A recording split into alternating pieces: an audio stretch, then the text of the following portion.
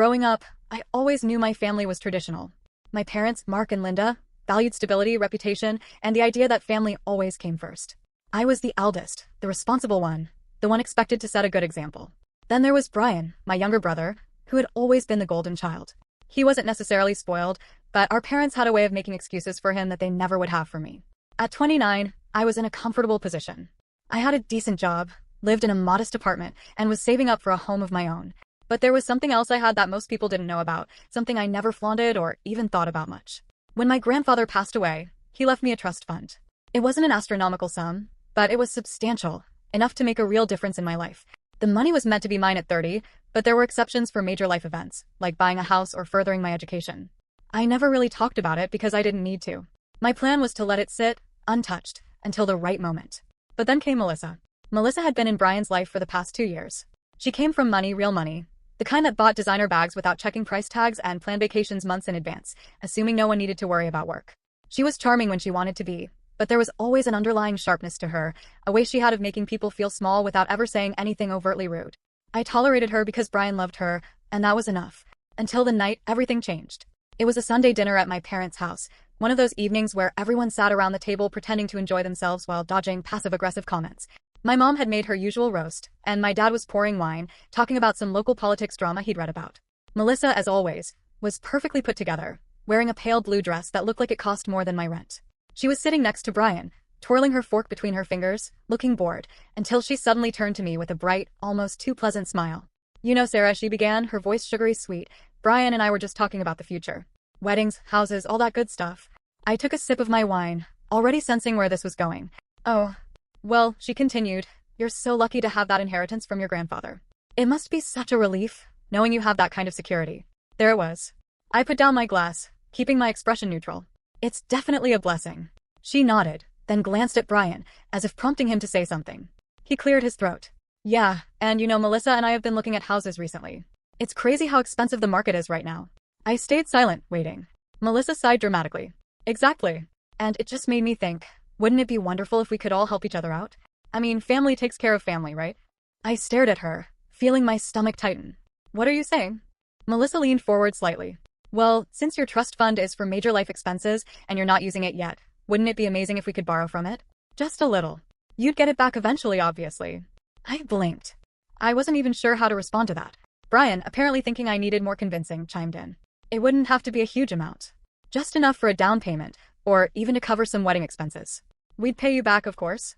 I let out a slow breath, choosing my words carefully. "I have my own plans for that money. It's not something I can just hand out."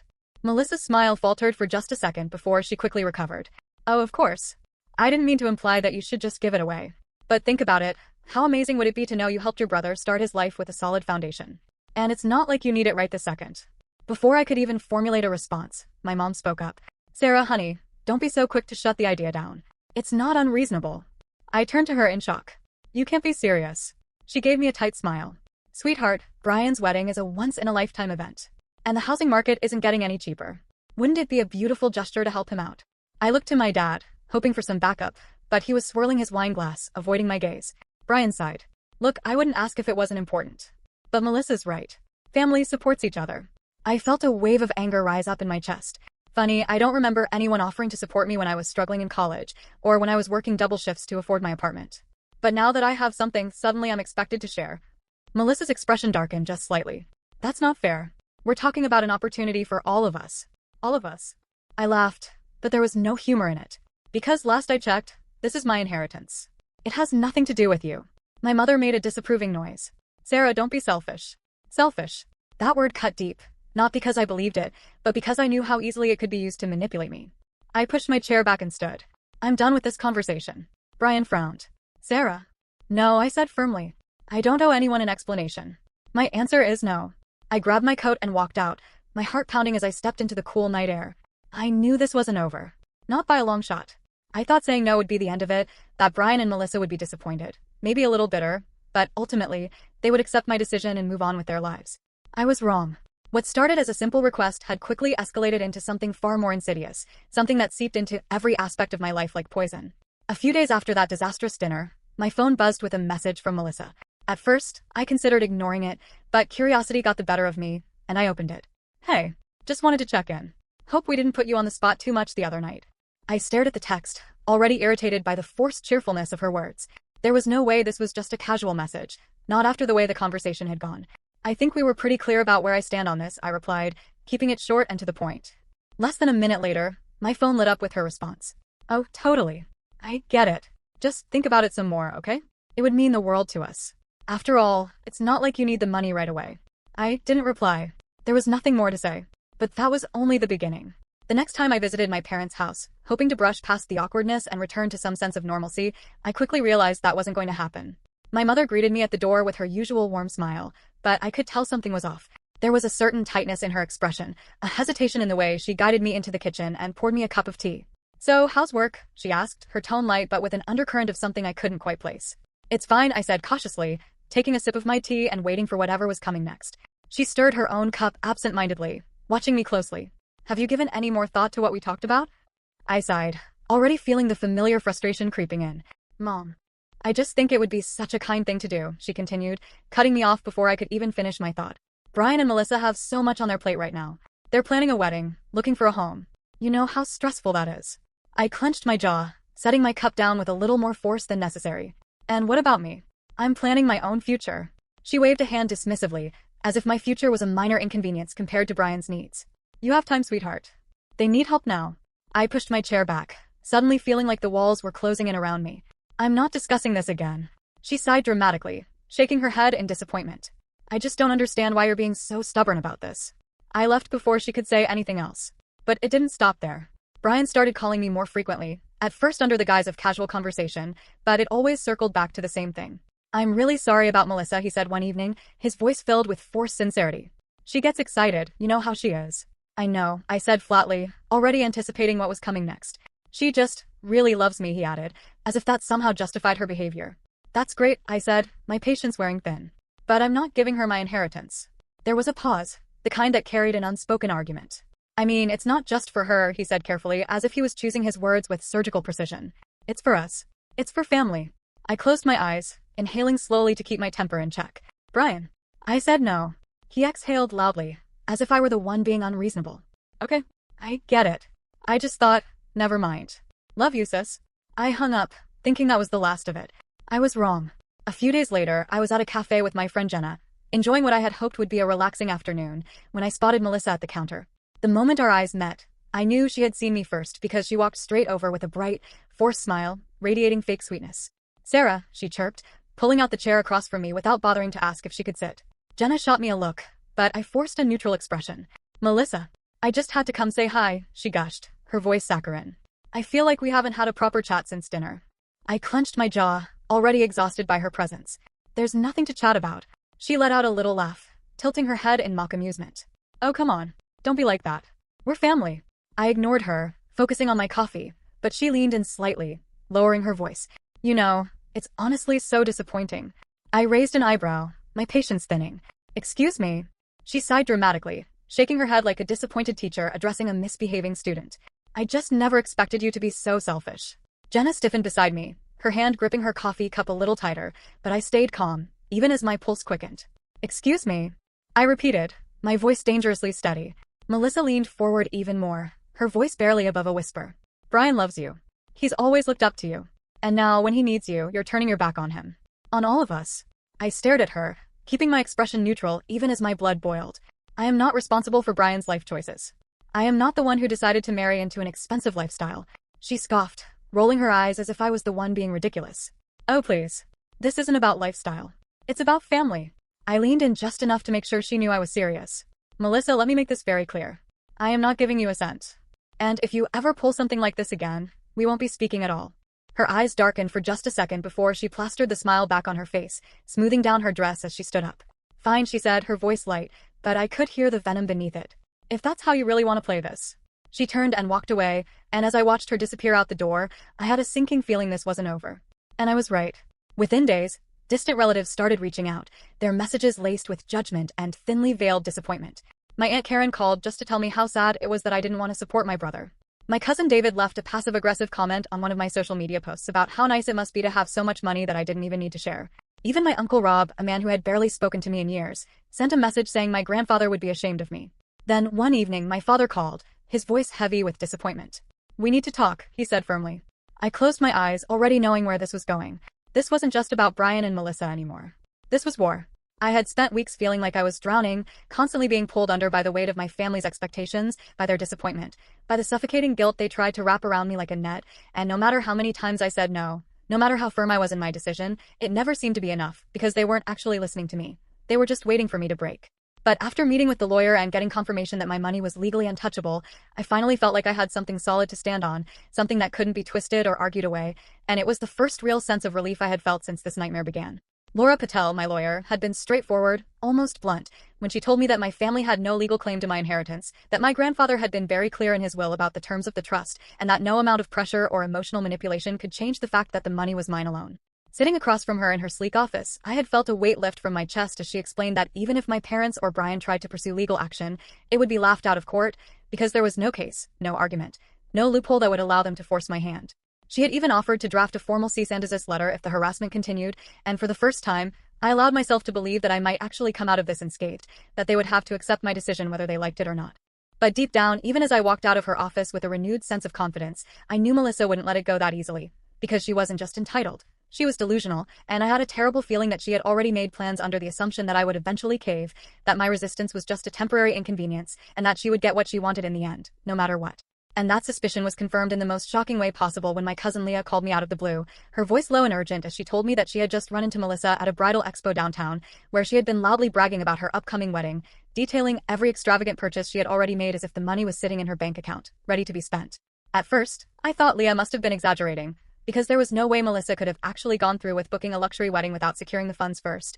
But as Leah continued listing off the expenses, $100,000 for the ballroom at the Majestic Grand Hotel, $50,000 for catering from La Belle Maison, a $25,000 custom wedding dress flown in from Paris, I felt the blood drain from my face as I realized that Melissa had gone all in on this fantasy, that she had actually locked in these payments under the delusion that I would eventually pay for it all. And in that moment, any remaining doubt I had about her true intentions disappeared, because this wasn't just about Brian or family or any of the sentimental nonsense she had tried to sell me. This was about Melissa wanting a lavish wedding she could show off, a wedding she had no business planning because she had no way to afford it on her own, and instead of budgeting like a normal person, she had simply decided that I would be the one to foot the bill, as if my money existed purely for her benefit. I was still trying to process the sheer audacity of it when something even more unbelievable happened, something that shattered any remaining illusions my family had about who Melissa really was, because later that evening, as I was sitting on my couch scrolling through my phone, I suddenly saw a notification pop up in the family group chat, a message from Brian, and at first, I didn't think much of it, assuming it was just another attempt to guilt-trip me into reconsidering. But then more messages started coming in, one from my mother, one from my father, one from Aunt Karen, and the tone was different this time, not accusatory or disappointed, but shocked, almost horrified, and that was when I scrolled up and saw what had actually happened. Somehow, whether by accident or sheer stupidity, Brian had forwarded a screenshot of his private conversation with Melissa to the entire family group chat, a conversation where Melissa had explicitly stated, in no uncertain terms, that she was going to get my money at any cost, that she had no intention of backing down, and that she was convinced I would break eventually if they pushed me hard enough. In the messages, Brian had hesitated, saying he wasn't sure if they should keep pressuring me, but Melissa had immediately shut him down, telling him that they had already put too much effort into this, that the wedding was happening as planned, and that she had no intention of letting me ruin it just because I was being, in her words, difficult. The group chat exploded almost instantly, with my mother demanding an explanation, my father asking Brian if this was real, Aunt Karen calling Melissa's words disgusting, and even Leah chiming in with a simple, holy shit that pretty much summed up the collective reaction, but the only thing I could focus on was the fact that, for the first time, my family was seeing the truth with their own eyes, not through the twisted version of reality that Melissa had been feeding them, not through the manipulative sob stories she had crafted, but through her own words, through undeniable proof that this had never been about love or family or supporting Brian. It had always been about money, about greed, about Melissa believing that she was entitled to a life she couldn't afford and that I was the one who had to provide it for her. Melissa tried to backpedal almost immediately, flooding the chat with frantic messages about how everyone was overreacting, how it was just frustration, how she hadn't meant it like that. But no one was buying it, not after weeks of her playing the victim, not after the way she had turned my own family against me with lies and manipulation, and especially not after they had just spent the past few days defending her while attacking me, only to find out that they had been nothing more than pawns in her scheme. Brian, in his usual spineless fashion, barely said anything at all, probably too mortified to even attempt to defend her, and as I sat there watching the chaos unfold, reading and rereading the messages that had exposed everything, I realized that for the first time since this nightmare began, I didn't have to explain myself, I didn't have to fight to be heard, because Melissa had finally done what I never could. She had shown my family exactly who she really was, and this time they actually believed it. After the disaster in the family group chat, I expected Melissa to finally back off, maybe retreat into damage control mode and attempt to salvage whatever dignity she had left, but instead, she did what I should have expected all along. She escalated, doubling down on her entitlement and rage in ways that I hadn't even thought possible, proving once and for all that she wasn't just manipulative, she was dangerous. The first sign that things weren't over came early the next morning, when my phone buzzed with a message from Brian, and even though I told myself not to open it, that nothing he had to say would be worth my time, some part of me still held out the ridiculous hope that maybe, just maybe, he had finally seen the truth, but the moment I read his words, I knew that hope had been misplaced. He didn't apologize, didn't acknowledge how deeply I had been hurt, didn't even attempt to take responsibility for the way he had let Melissa turn him against me. Instead, he launched straight into guilt-tripping, telling me that Melissa had cried all night, that she was devastated, that I had humiliated her in front of the entire family, and that he hoped I was happy with myself, as if I had been the one scheming, lying, and manipulating for months instead of simply defending myself against an unwarranted attack. I should have ignored it, should have blocked him right then and there, but instead, my frustration got the better of me, and before I could stop myself, I typed out a response, asking if he was seriously trying to make me feel bad for refusing to let Melissa rob me blind, if he actually believed that I was the problem here, if he had even stopped for a second to consider the fact that the only reason Melissa was devastated was because her plan had fallen apart and she had been exposed as the gold-digging fraud she truly was. His response was immediate, a pathetic attempt to shift blame, claiming that we could all just move on and pretend none of this ever happened if I would stop being so stubborn, as if I was the unreasonable one, as if I was the one refusing to let go, when in reality, I had spent the last few months being relentlessly hounded by him, Melissa, and even our parents, all because I refused to hand over money that was legally, morally, and rightfully mine.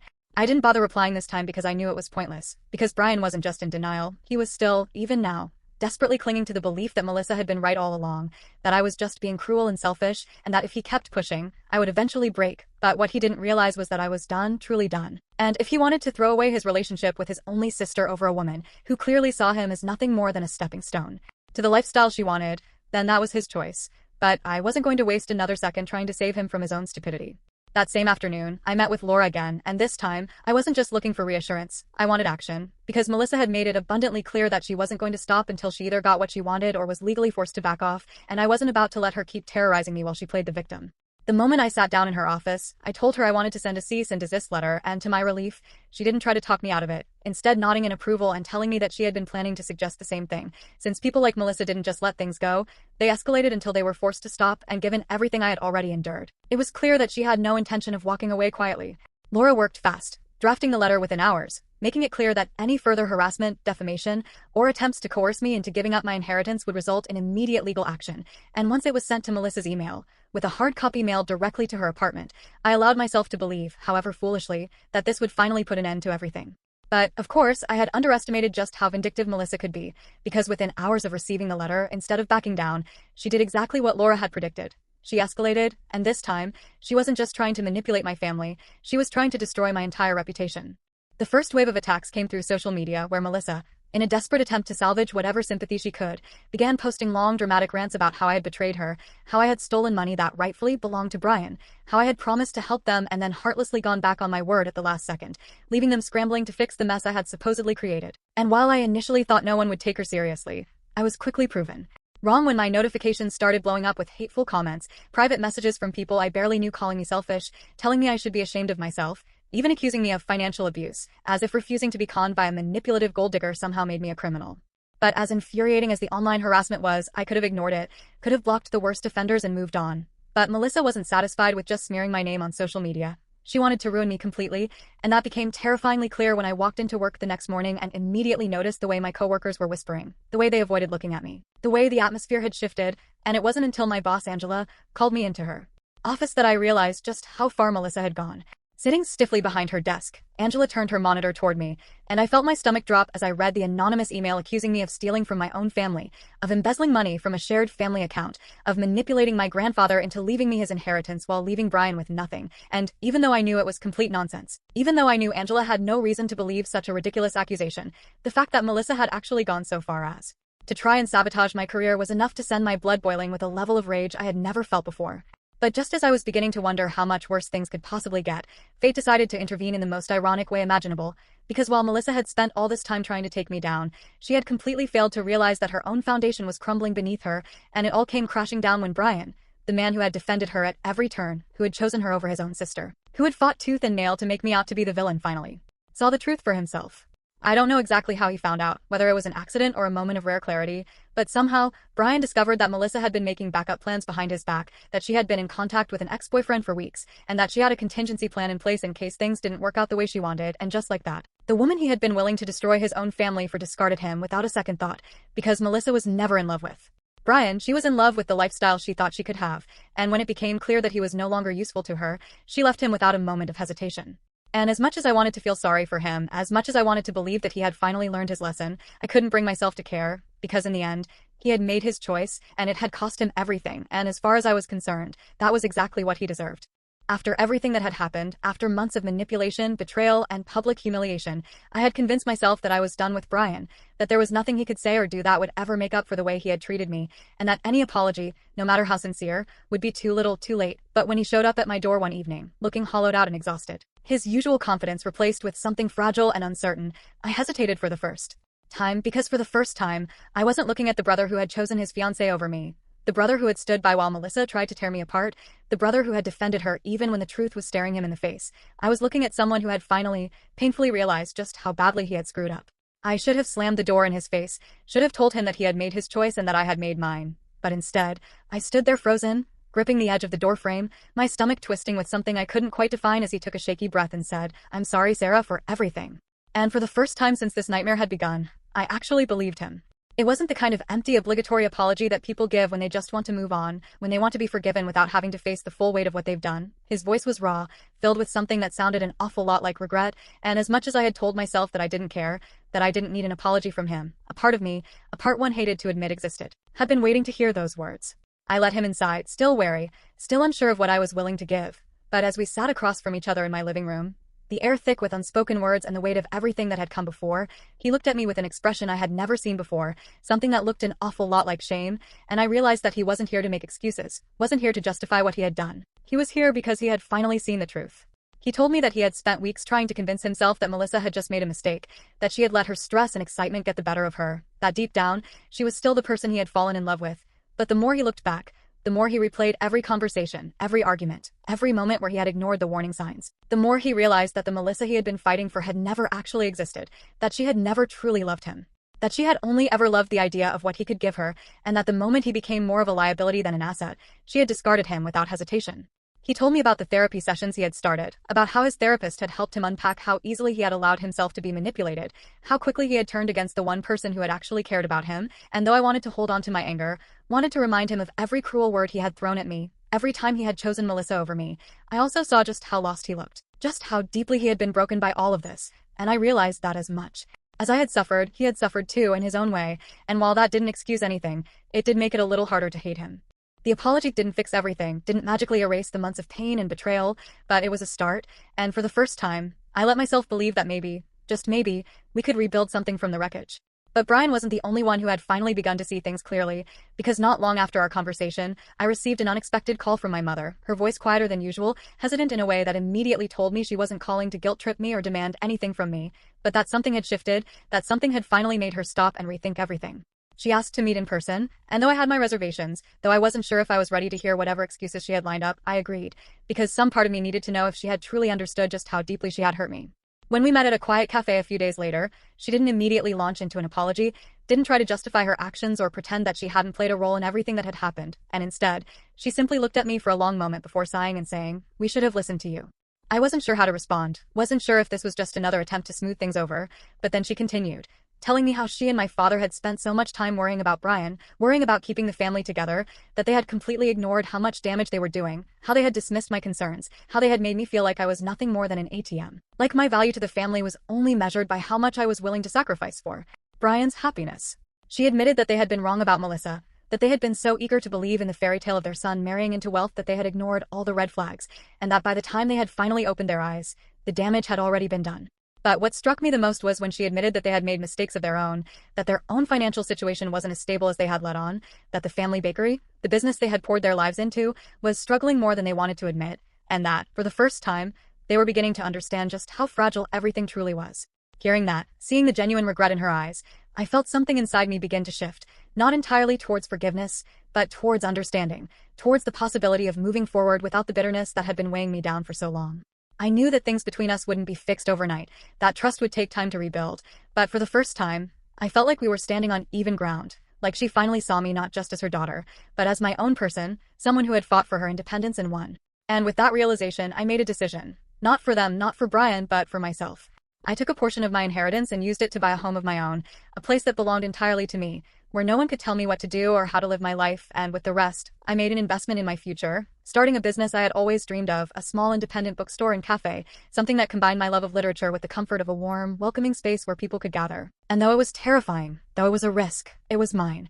My cousin Leah, the one person who had stood by me through everything, became my partner in the venture, helping me navigate the challenges of launching a business, and together, we built something that I was proud of, something that belonged entirely to me, something that no one could take away. As for Melissa, after everything fell apart, after she had lost Brian, lost the support of my family, lost any shred of credibility she had left, she did the only thing she could. She packed up and moved to another city, disappearing from our lives as quickly as she had inserted herself into them, leaving nothing behind but burned bridges and the wreckage of her own making. And Brian, though he had a long way to go, though he was still struggling to come to terms with everything, had finally started taking responsibility for his own choices, had started therapy, had started working through how he had allowed himself to be manipulated so easily, and though our relationship would never be the same, I knew that, at the very least, he was trying. I didn't forgive my parents overnight, and I didn't let them back into my life completely, but I set boundaries, clear and firm, and over time, they learned to respect them, learned that if they wanted to be part of my life, they had to accept me as I was. Not as someone they could control, not as someone they could guilt into submission, but as a person who had built something of her own, who had found her independence, who had finally learned to live life on her own terms. And for the first time in my life, I was truly, completely free.